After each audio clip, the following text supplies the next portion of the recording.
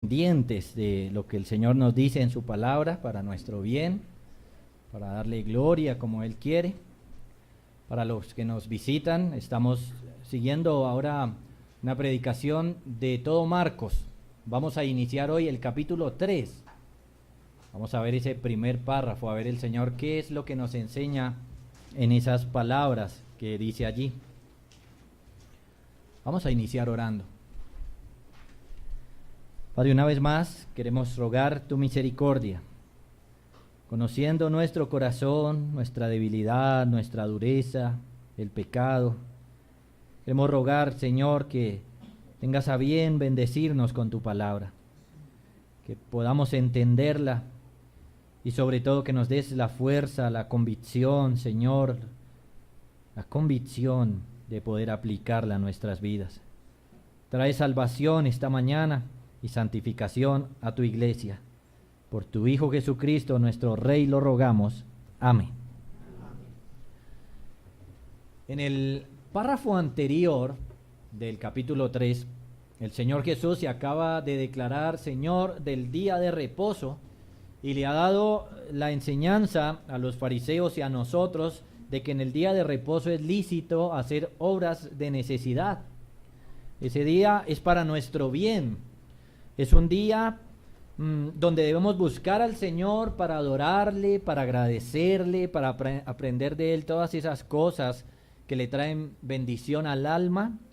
Es un día para el bien nuestro, para el bien de nuestro cuerpo y para el bien de nuestra alma. Para el bien de nuestro cuerpo descansando de las actividades cotidianas, para el bien de nuestra alma porque el Señor viene a nosotros a darnos su gracia, su bendición, su palabra, su consuelo. Y como es un bien para nuestro cuerpo, por supuesto, podemos comer ese día, coger un puñado de semillas y comérselas, como decían los fariseos que era pecado. No lo es realmente. Dios debe ser adorado en su día porque Él es el único Dios, pero mientras dedicamos nuestra vida a su gloria, Él viene a nosotros en su gran día a bendecirnos, a dar todas las cosas que nosotros necesitamos. Por eso es que debemos buscarlo con todo el corazón, porque Él obrará en nosotros. Pero los fariseos y muchas personas más han convertido y quieren convertir el día de reposo en algo feo, en una carga. Quieren hacer que la gente lo vea como algo más bien de rechazar. Hay gente como los fariseos que quieren hacer que los demás piensen que el día de reposo es algo que realmente no es bueno para uno, sino es que está uno haciendo las cosas que ellos quieren, una carga pesada. Pero este día, y guardarlo como el Señor quiere que lo guardemos, es algo bueno y beneficioso para nuestras almas, porque así lo designó el Señor cuando lo creó por allá en Génesis, y dijo que reposó el día séptimo y lo santificó y lo bendijo. Ahora bien, el capítulo 3 de Marcos nos cuenta que otra vez entró el Señor Jesús en la sinagoga, así que otra vez estamos en un día de reposo. Y vamos a seguir viendo entonces la enseñanza del día de reposo que el Señor nos quiere dar en estas palabras, que las que nos va a enseñar. ¿Qué quiere Él que entendamos? Yo creo que el Señor quiere que entendamos, hermanos, que el día de reposo es un día para moldear nuestro corazón al amor y a la misericordia. Que moldeemos el corazón al amor y a la misericordia. Y eso es lo que vamos a ver hoy. Leamos entonces verso 1 al 6 de Marcos 3. Dice así: Otra vez entró Jesús en la sinagoga y había allí un hombre que tenía seca una mano. Y le acechaban para ver si en el día de reposo le sanaría a fin de poder acusarle. Entonces dijo al hombre que tenía la mano seca: levántate y ponte en medio. Y les dijo: ¿es lícito en los días de reposo hacer bien o mal, salvar la vida o quitarla? Pero ellos callaban. Entonces, mirándolos alrededor con enojo, entristecido por la dureza de sus corazones, dijo al hombre: extiende tu mano. Y él la extendió, y la mano le fue restaurada sana. Y salidos los fariseos tomaron consejo con los herodianos contra él para destruirle. Vamos a analizar entonces estos versos. Primeramente, miremos el contexto de la historia, ¿sí? Verso 1 y 2. Otra vez. Entró Jesús en la sinagoga y había allí un hombre que tenía seca una mano y le acechaban para ver si en el día de reposo le sanaría a fin de poder acusarle. Ese es el contexto. Es un día de reposo, otra vez. Y el Señor Jesús, como siempre, entró a enseñar en la sinagoga. Claro, aquí no nos lo dice, pero Lucas sí. Recuerden que por eso tenemos varios evangelios. ¿Por qué hay varios? Porque cada uno nos dio la narración desde su perspectiva, pero al leer los diferentes se complementan. Lucas 6, capítulo 6, verso 6, nos dice que el Señor entró a enseñar. Dice así: aconteció también en otro día de reposo que él entró en la sinagoga y enseñaba, y estaba allí un hombre que tenía seca la mano derecha. Así que entonces no es meramente que llegó a la sinagoga, sino que llegó a hacer lo que siempre hacía, que era predicar la palabra. ¿Recuerdan? Él le decía a la gente constantemente que creyeran en él para la salvación de su alma y que se arrepintieran de sus pecados. Ese era el mensaje que lo vimos desde los primeros versos del capítulo 1 de Marcos. Él decía: arrepentíos y creed en el evangelio. Ese es el resumen, y entonces eso era lo que predicaba. Ahora bien, recuerden, hermanos, que los milagros siempre ocurren en un contexto de enseñanza. Siempre. Porque los milagros están señalando que lo que Cristo está diciendo es correcto, que Él es el enviado de Dios. Entonces, si Él está predicando la salvación, al hacer milagros, la gente decía: hay que creerle, hay que seguirlo. Marcos nos está llevando entonces a pensar en un milagro. Porque noten que en el contexto solamente nos dice que había un hombre ahí que tenía seca una mano y le acechaban para poder acusarle.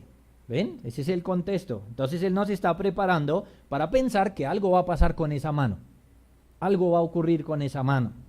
Sin embargo, el milagro no es lo más importante, sino que el milagro sella lo que él diga. Entonces hay que ponerle cuidado a qué es lo que él nos va a decir. Ahora bien, hay algo malo allí. Hay un hombre que tiene una mano seca y yo no sé cómo piense usted, por ejemplo, dice: ¡ay, una mano seca! No, hermanos, es triste tener una mano seca. Es algo feo tener una mano seca. No debemos pensar de alguien que esté por ahí herido, enfermo o con algo como normal. No debemos pensar así, como que simplemente nos dicen: no, usted tiene esta enfermedad, bueno, normal. No. Hay que compadecerse de las necesidades y de la lucha de la gente. Por eso les digo que hay que amoldar nuestro corazón, hay que trabajar en nuestro corazón para no ser duros. Y Lucas agrega en su relato que es la mano derecha. Eso es más grave. No solamente que tiene la mano seca, sino que es la derecha. Y al decir eso implica que él es diestro. Por lo tanto, su trabajo iba a ser estorbado por su lesión. Y si un hombre no puede trabajar, hermanos, ¿cómo está el resto de su vida? Si un hombre no puede trabajar, entonces su vida va a ser pobre.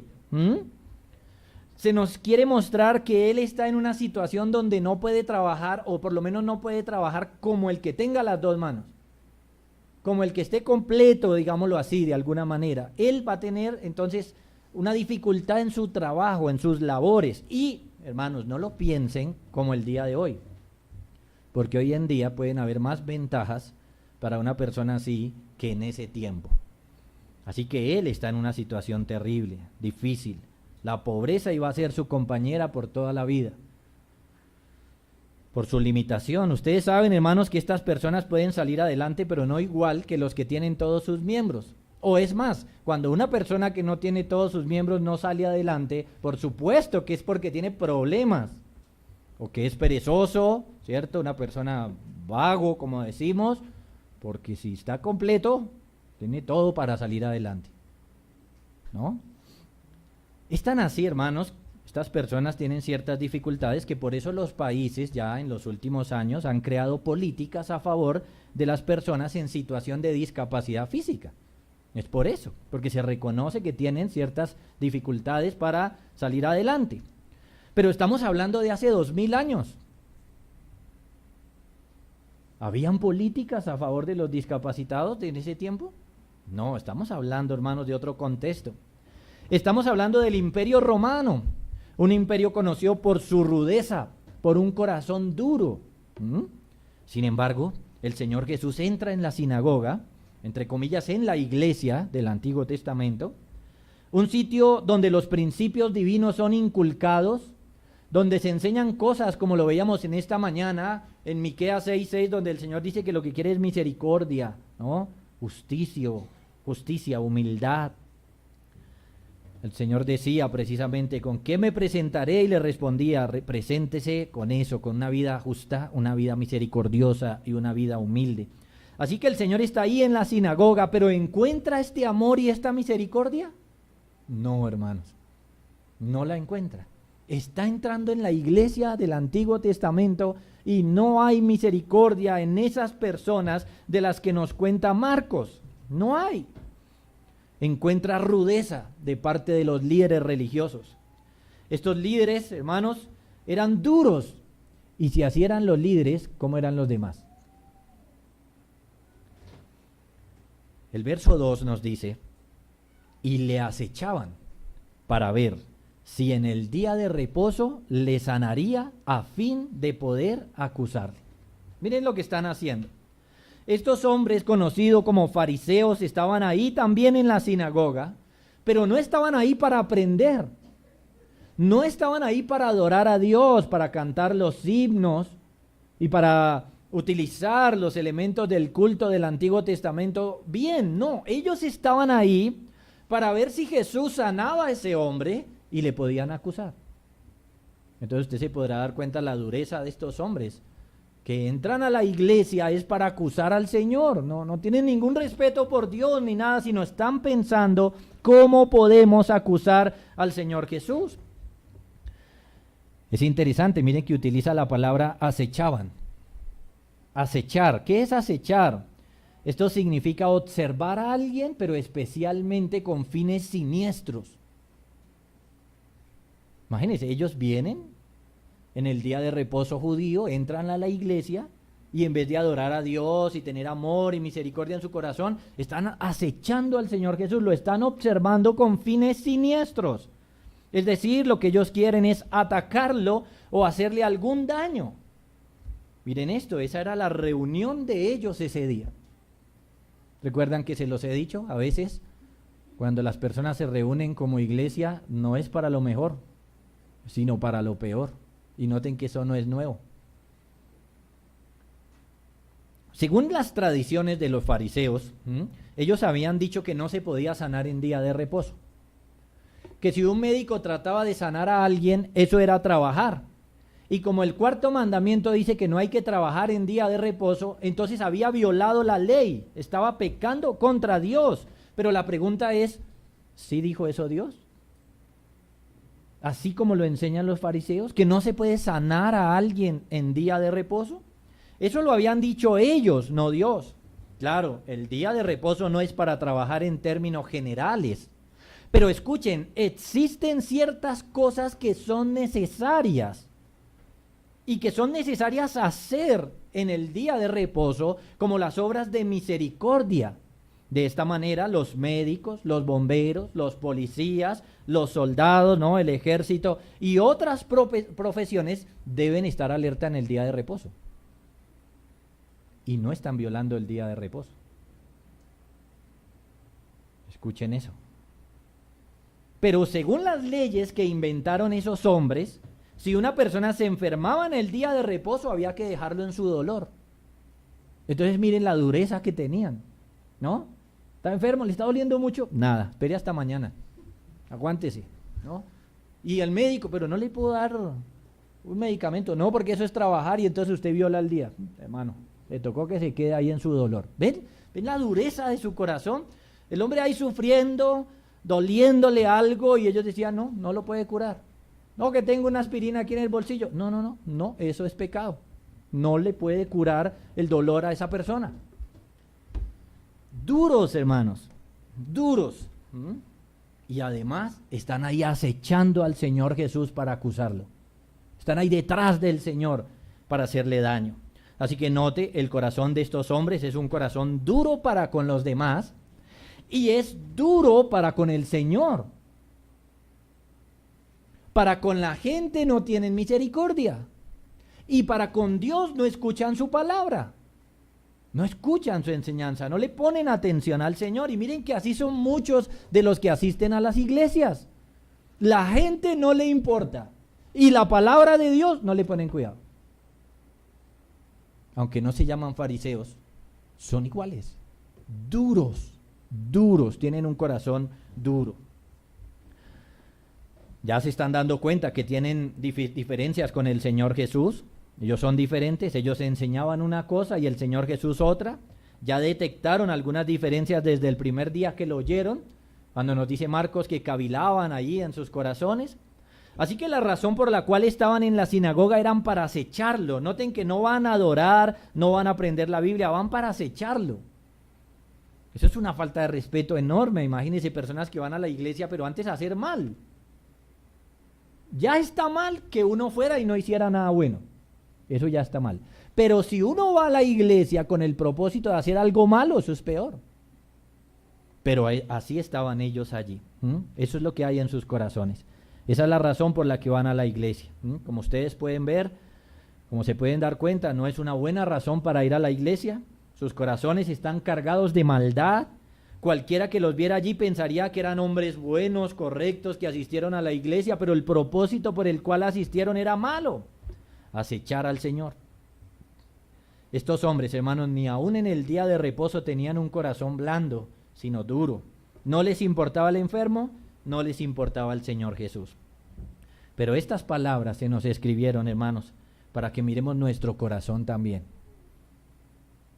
Estas palabras se nos escribieron para eso. Estas palabras no se escribieron para que usted diga, oh, tan malos que son esos fariseos. No.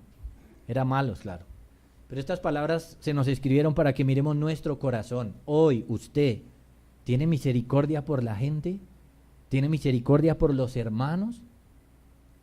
¿Tiene un corazón blando para con los hermanos y para con el Señor, para oír su palabra? Esa es la pregunta importante. Esa es la pregunta clave. Este día era el que los fariseos debían más adorar a Dios. Y tenemos allí más bien que ese día fue que estaban haciendo más maldad. Por eso nosotros debemos preguntarnos, hermanos, si unos líderes religiosos del pueblo de Dios tenían un corazón tan duro y tan malo, ¿nosotros hemos venido a adorar a Dios con sinceridad? ¿Por qué hemos venido? ¿Tenemos un corazón misericordioso y amante de Dios y del prójimo? Hermanos, porque el Evangelio debe transformar nuestras vidas, empezando desde adentro. Nuestro corazón debe ser moldeado, nuestro corazón debe cambiar de ser duro, como dice la Escritura, hablando. Debe ser blando para con los hermanos, debemos ser amorosos para con la gente, misericordiosos, que cuando veamos su desgracia nos estemos también doliendo nosotros mismos. La Biblia dice que nosotros debemos ser sufridos con los que sufren, llorar con los que lloran. Y no estamos hablando de fingir, ¿no? Que usted ve a alguien llorando, entonces usted se pone a llorar también. No es fingido, es que usted sienta misericordia por los hermanos y también que tenga hoy un corazón blando para con Dios. Porque muchos hermanos no son transformados en el día del Señor con su palabra, porque son duros para con su palabra, de muchas maneras. Hay hermanos que dicen, eso ya lo escuché, y endurecen su corazón.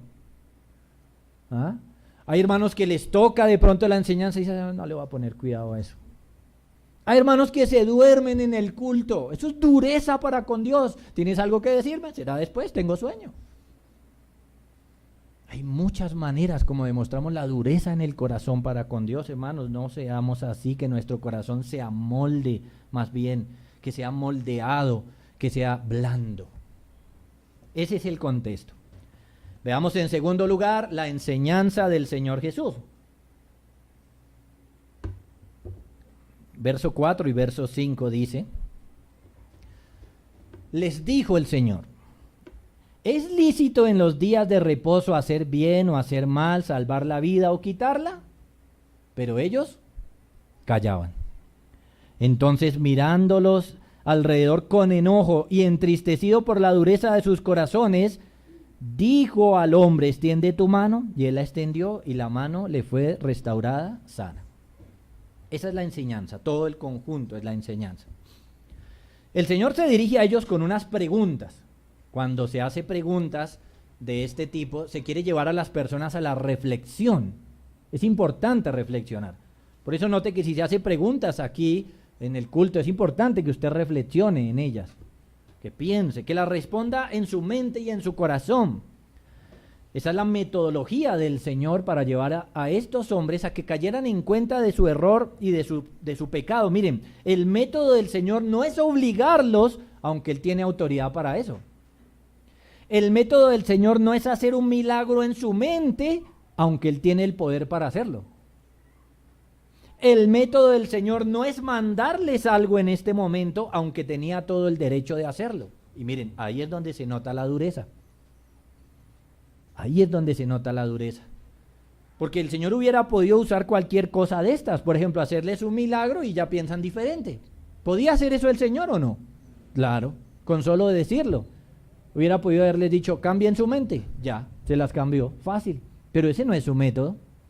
¿Cuál es su método? Él quiere que reflexionen. Lo mismo pasa con nosotros, hermanos. Lo mismo pasa. Él quiere que nosotros usemos nuestra mente y nuestro corazón para reflexionar acerca de lo que Él está diciendo y que tomemos decisiones acerca de lo que nos dice. Es decir, que uno no puede esperar que usted escuche un sermón y ya cambió. Ya, milagrosamente ya, mañana usted se levanta y es el hombre o la mujer más santa. Eso no va a pasar. Ese no es el método del Señor. El método es que usted reflexione, en su palabra y que tome decisiones con relación a su palabra. ¿Me estoy haciendo entender?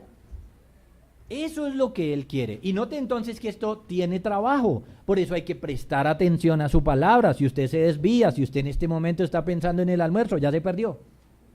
¿Sí? Por eso usted tiene que poner atención, qué es lo que dice la palabra. Y luego analizar, reflexionar cómo estoy frente a esa palabra y tomar decisiones a favor del evangelio. Esa es la metodología.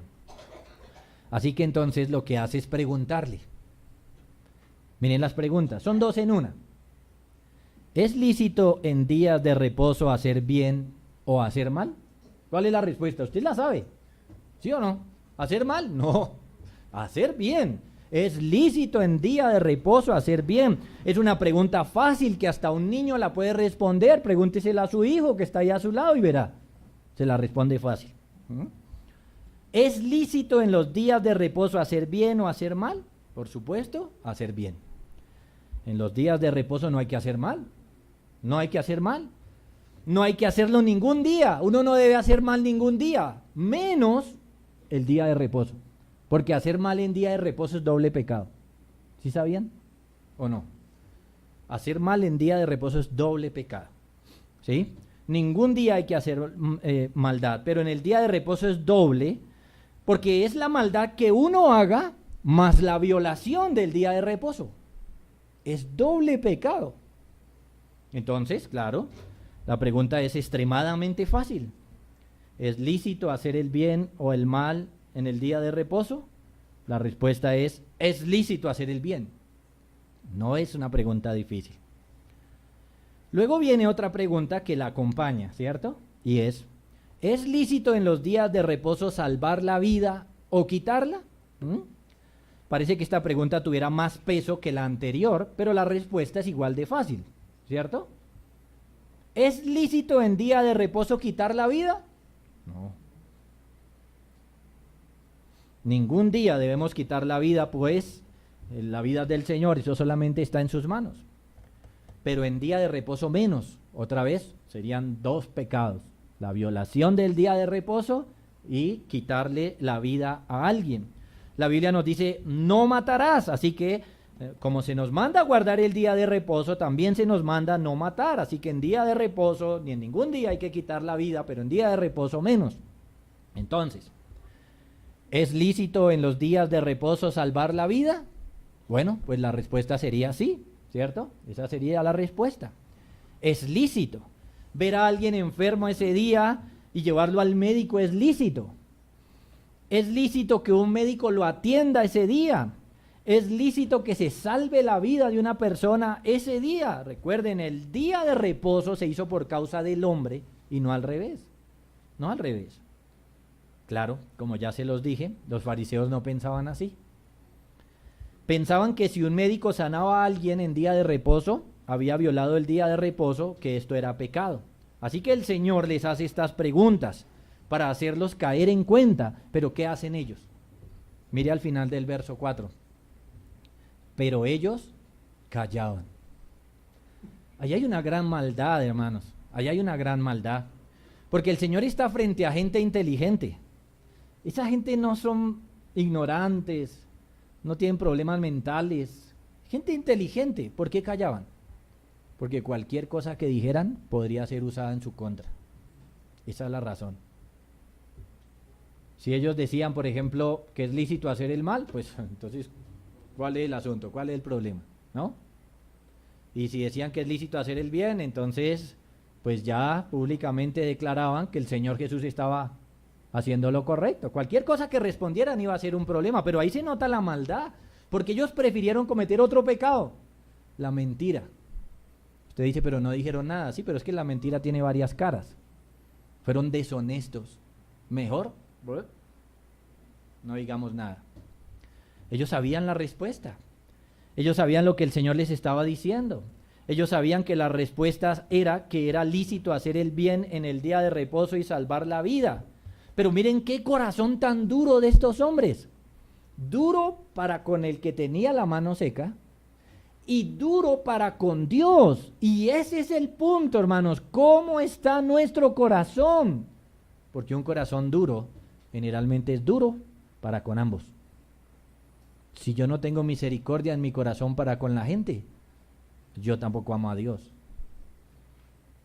Y si digo que amo a Dios, pero soy duro con la gente, realmente no amo al Señor.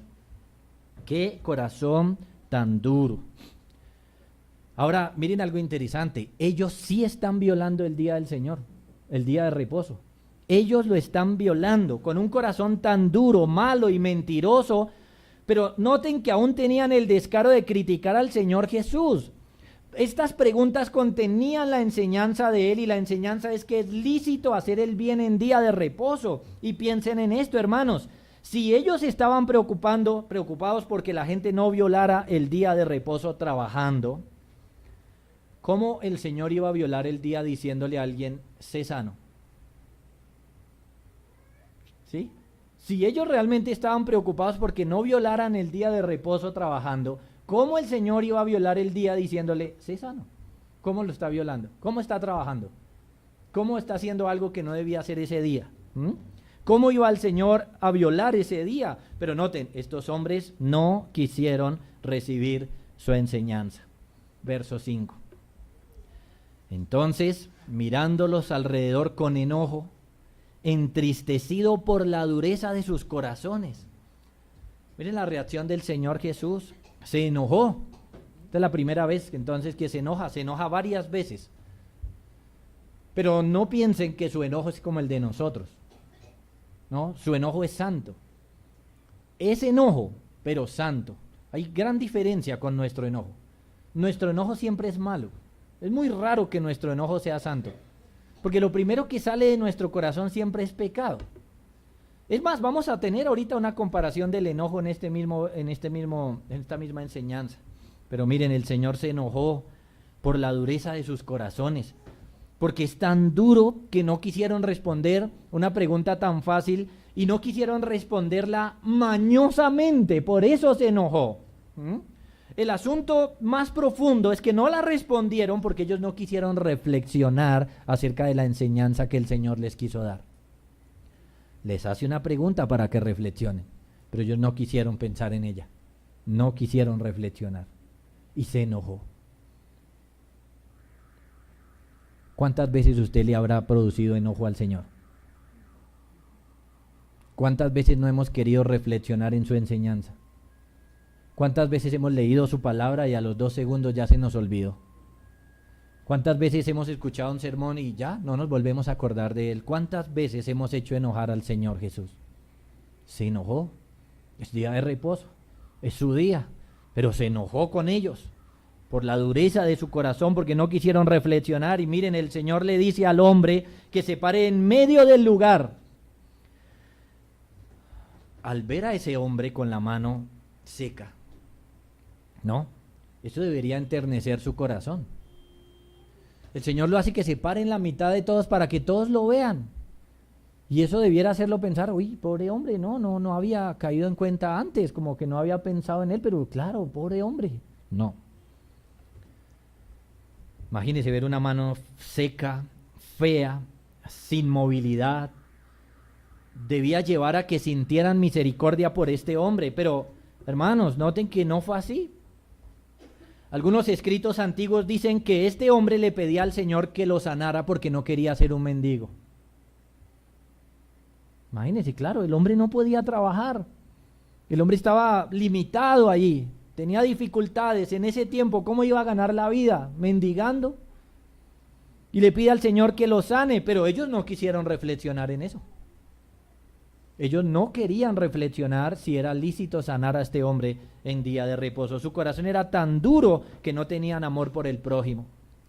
Pero miren que tampoco quisieron reflexionar en la enseñanza. O sea, duro para con el hombre, duro para con Dios. No quisieron reflexionar en la palabra de Dios. Y piense esto, es día de reposo. Están en la sinagoga, escuchan la palabra de Dios y mañosamente guardan silencio para no darle crédito a Dios, para no decir, Dios, sí, tienes razón, Dios, tienes razón. No, ellos no querían decir eso. Miren la dureza de su corazón. No querían decir, sí, Señor, tienes razón, estamos mal, nos arrepentimos. Ellos no querían hacer eso. ¿Cómo es el corazón de estos hombres para con Dios y para con el prójimo? Duro, duro. ¿Y cómo es el suyo, hermano? ¿Cómo es su corazón? ¿Reflexiona usted en la palabra de Dios y cómo el Señor sí tiene razón en lo que le dice? Muchos cristianos tienen corazones duros como los de los fariseos. Escuchan la palabra de Dios domingo tras domingo y no reflexionan. Y no hay cambio, y no hay crecimiento. Y a veces uno los miran los mismos pecados, los mismos, y pasa el tiempo y uno dice, pero ¿qué le pasa? Si cada domingo nos están predicando de eso, pero ¿por qué pasa eso? Por la dureza de su corazón para con Dios, porque no están dispuestos a reflexionar y decir, oiga, sí, ¿no? Dios tiene razón, Dios tiene razón. No lo hace. Y por lo tanto, noten que entonces no son moldeados sus corazones, no son transformados sus corazones, siguen por el mismo camino que van todo el tiempo. Pero Jesucristo quiere moldear nuestros corazones, hermanos. Por eso se enojó, pero mire el pasaje, dice entristecido. Entristecido. El Señor quiere moldear nuestros corazones. Él está entristecido cuando ve nuestro corazón duro y Él no quiere que siga duro. Él quiere, hermanos, que reflexionemos en sus palabras y más bien seamos como Él quiere que seamos. Tercero, miremos la reacción de los fariseos. Versos 5 y verso 6. En el verso 5, dijo al hombre, extiende tu mano. Y él la extendió, y la mano le fue restaurada sana. Y salidos los fariseos, tomaron consejo con los herodianos contra él para destruirle. Bueno, hermanos, el Señor Jesús estaba ahí para hacer el bien, entonces él no se iba a frenar porque unas personas estuvieran en contra. Eso lo llevó a la muerte. Y a la muerte iba a ir, pero a él no lo iban a frenar para hacer el bien. Nada lo iba a frenar para hacer el bien. Eso debiera darnos ejemplo, hermanos, que nunca debemos cansarnos de hacer el bien, pase lo que pase. Él no es como los fariseos. Se ha enojado, se ha entristecido al verlos, pero le dice de todas formas al hombre, extiende tu mano. Y el hombre la extiende y le fue sana de inmediato. Ahí en medio de la iglesia, en medio de esa reunión, lo sanó, le mostró misericordia ese día. Este hombre que no podría trabajar, hermanos, alivió su vida. No solamente alivió su mano, sino su vida. Porque no fue solamente que ya la mano quedó buena, sino que ahora ese hombre podía trabajar como lo enseña la Escritura. Entonces no se trataba solo de la mano, sino de la vida de este hombre. El Señor le hizo el bien en el día de reposo. Así que el Señor predicó el bien ese día e hizo el bien ese día. Pero el verso 6 nos cuenta algo que debiera entristecernos profundamente, y es la realidad de un corazón alejado de Dios. ¿Cómo es el corazón alejado de Dios? Bueno, no estoy diciendo alejado de la iglesia, ¿no? Ahí están, dentro de la iglesia. Pero estoy diciendo alejado de Dios. Una persona puede estar en la iglesia y puede no tener comunión con Dios. ¿Cómo es un corazón alejado de Dios? Noten, salidos los fariseos, tomaron consejo con los herodianos contra él para destruirle. Los fariseos salieron de mal genio. Usted dice, ahí no lo dice. Claro, no lo dice Lucas. El relato de Lucas aporta más luz a este relato. Dice que salieron furiosos con él. La ira del Señor Jesús era una ira santa, mientras que era una ira pecaminosa esta. ¿Por qué lo sabemos? Porque estos salieron a destruirle, a tomar consejo, a mirar cómo destruir al Señor Jesús. Imagínense esto, hermanos y amigos. Los fariseos están furiosos porque el Señor Jesús sanó a alguien. O sea, eso fue lo que les provocó mal genio. Que sanó a alguien, que hizo el bien. O sea, uno dice, tendría que tener un corazón muy malo, que uno se ponga bravo, que le haga el bien al otro. Claro, pero así era su corazón. Se pusieron bravos, furiosos de que el Señor hubiera hecho el bien ese día, que sanara a alguien. Pensando que el Señor violaba el día de reposo, ellos acusan al Señor de violar el día, pero ahora ellos salen un día de reposo y piensan cómo matarlo. ¿Quién está violando el día? Imagínense el absurdo del pecado, pero así es el pecado. Nos hace pensar al revés. ¿Quién está violando el día? Ellos. Ellos son los que están tomando consejo para matar al Señor Jesús. Ellos están violando el día. Quieren matarlo, destruirlo. Eso lo están haciendo en día de reposo. Entonces ellos están violando el día. Pero así es el corazón de malo, que cuando ve el pecado de uno, lo alaba. Cuando uno ve el pecado de uno, lo minimiza. Cuando uno ve el pecado de uno, dice, eso no es nada. Pero cuando ve el pecado del otro, lo exagera. El Señor no estaba pecando y ellos lo están acusando de violar el día. Pero ellos querían matarlo y estaban bien. Qué absurdo, ¿cierto? Ahora piensen esto. ¿Quiénes son los herodianos? Porque nos dice que salieron y tomaron consejo con los herodianos. Son un grupo judío político. Eran partidarios de Herodes Antipas y de toda la familia de los Herodes. Normalmente no eran amigos de los fariseos. Los herodianos y los fariseos siempre estaban en contra. Entonces lo curioso es, ¿cómo van a unirse dos grupos contrarios para destruir al Señor Jesús? ¿O fueron capaces de unirse con sus propios enemigos con tal de destruir al Señor? Miren esa maldad tan grande. Tenían grandes diferencias, constantemente se conocían como grupos distintos, separados. Pero los fariseos salen furiosos, ¿y a quién van a buscar? Mire su ira, ¿a dónde los llevó? A buscar a sus propios enemigos, a buscar las personas con las que no se juntaban, con las que no se la pasaban, para destruir al Señor Jesús. Miren el corazón tan duro y malo de estas personas. Son capaces de unirse con las personas que normalmente no se unirían, pero con tal de hacerle daño al Señor. Entonces note que ya no solamente son sus malos pensamientos hacia el Señor, sus críticas, sus murmuraciones, sino que ahora quieren hacerle daño. El verso 6 dice que al final, la última palabra, que tomaron consejo con los herodianos contra él para destruirle. Esta palabra, destruirle, está bien traducida. Puede traducirse como matar o dañar, pero es una palabra intensa, es decir, que no meramente quiere matar a alguien, sino que si quisiera matarlo, lo quiere matar efectuándole mayor daño. Eso es lo que significa esta palabra. ¿Sí? Por eso destruirle es buena traducción.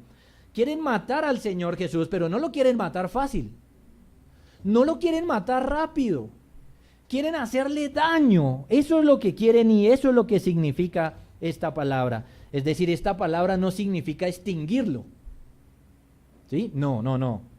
Más bien quiere la ruina de él. Quiere la ruina del bienestar del Señor.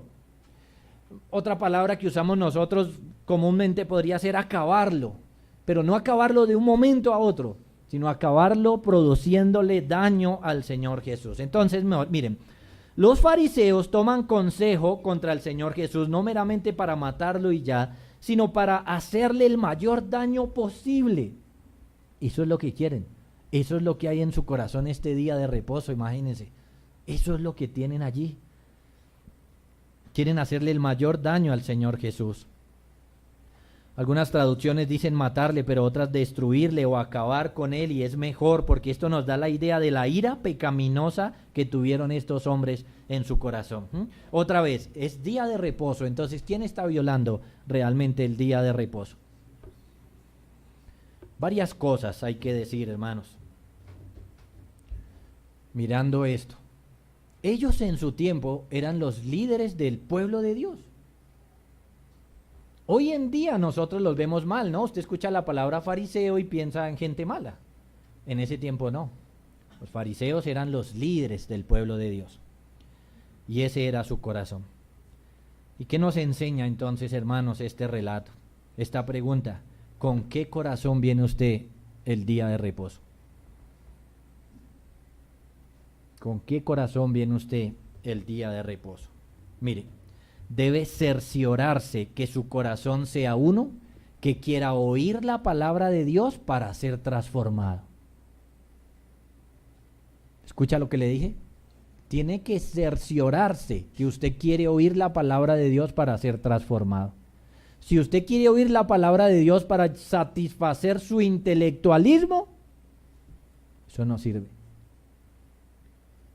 O si usted realmente no quiere escuchar la palabra de Dios, porque hay gente que no quiere escuchar la palabra de Dios y menos algo tan duro como hoy, ¿no? Porque bonito oír la palabra de Dios cuando dice os bendeciré, ¿no? Y os daré esto y aquello, pero ya más duro escuchar la palabra de Dios cuando vemos que el Señor nos dejó un relato donde nos muestra que el corazón de la gente puede ser así. Mire, usted tiene que tener un corazón que quiera aprender de Dios y un corazón que quiera ser transformado por la palabra de Dios. Y ser transformado es algo doloroso porque el Señor va a poner su dedo donde a usted le duele. Pero su compromiso será transformar esas cosas que el Señor le diga, sin importar si le duelen o no. Estos fariseos debían haber dicho: el día de reposo es un día para hacer el bien, pero no quisieron. Prefirieron ir y conseguir un grupo político y decir: ayúdenos a matar a Jesús. Eso fue lo que prefirieron, ¿sí? Entonces usted tiene que cerciorarse qué es lo que hay en su corazón y que en su corazón más bien haya el deseo de oír la voz de Dios y de aplicarla a su vida. Porque así como los fariseos iban a acechar al Señor Jesús, las iglesias pueden llenarse de personas que quieren otras cosas y no lo que Jesús ofrece. Pero el Señor Jesús, así como ese día en la sinagoga, viene hoy a nosotros, hermanos, y cada día de reposo cristiano para darnos su palabra. Tal vez esa palabra nos golpee, tal vez esa palabra nos hiera, tal vez no nos haga sentir cómodos, pero es la palabra de Dios y esa es la bendición para nuestras almas. Esa palabra de Dios es la cura para nuestro pecado.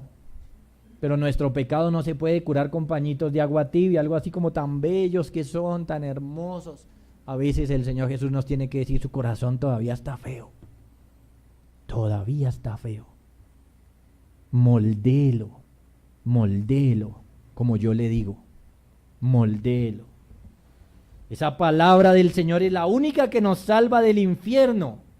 Es la única que nos libra a nosotros mismos de destruirnos, ¿ven?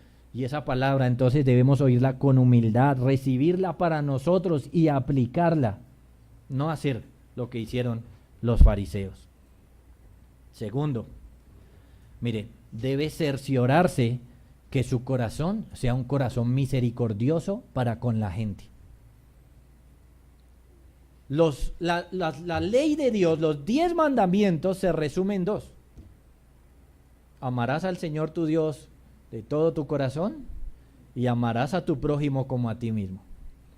Y Juan nos dice que si alguien dice que ama a Dios y no ama a su prójimo, eso es mentira, no ama a Dios. Por eso, debe cerciorarse que su corazón sea misericordioso para con la gente. Entonces, pregúntese, ¿qué hay en su corazón para con las personas?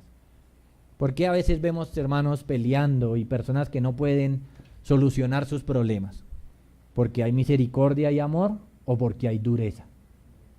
¿Qué hay en su corazón? ¿Sí? ¿Acaso cuando viene a la iglesia no se quiere relacionar con la gente? Hay personas que se acaba el culto y... ¿Por qué?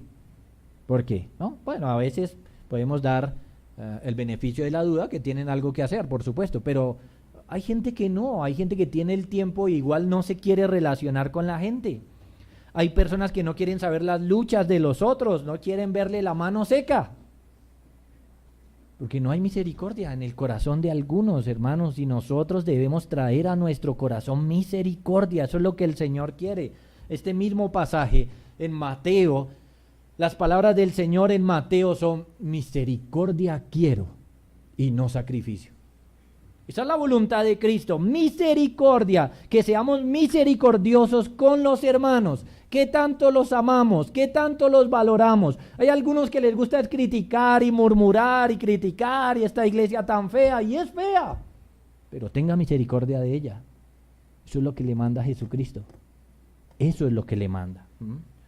Debe tener un corazón para hacerle bien a esta gente, debe tener un corazón para preocuparse por estas personas. Debe tener un corazón para aliviar sus luchas. El día de reposo o en el día de reposo es lícito hacer el bien. Así que hoy también debemos pensar en cómo puedo bendecir a mi hermano que tenga luchas, que tenga dificultades. Nuestra vida debe mostrar amor por Jesús y amor por la gente. Eso es lo que el Señor quiere. Y para eso es este día. Para eso se hizo este día. Hermanos, que al terminar este día usted pueda decir: he sido sensible a la voz de Dios y le ruego que me aplique más su palabra, y he tenido amor para con mis hermanos. Oremos. Padre, te damos muchas gracias por tu palabra maravillosa, por mostrarnos, Señor, este ejemplo malo del corazón fariseo, para que el nuestro no sea así. Padre, perdona nuestros pecados, porque en verdad así ha sido. Ha sido duro para con las personas muchas veces. Ha sido duro para contigo muchas veces, Señor. Te agradecemos que hoy hayas venido a decirnos esto. Y rogamos, Padre, haz con nosotros así como nos has enseñado. Pon en nosotros misericordia para con los hermanos y sensibilidad para con tu palabra. Transfórmanos hoy con el poder de tu Espíritu Santo. Haz de nosotros personas misericordiosas y amorosas de ti, Señor. Bendícenos de esta manera y danos la fuerza entonces para vencer nuestro pecado. Moldea nuestro corazón, Señor, de la manera como nos lo has enseñado hoy. No nos dejes salir en nuestra dureza, Señor. Obra en nuestros corazones. Ahora, aplicando esta palabra con tu Espíritu. Por tu Hijo Jesucristo lo rogamos, Señor. Lo rogamos de todo corazón. Amén. Dios los bendiga, amados hermanos.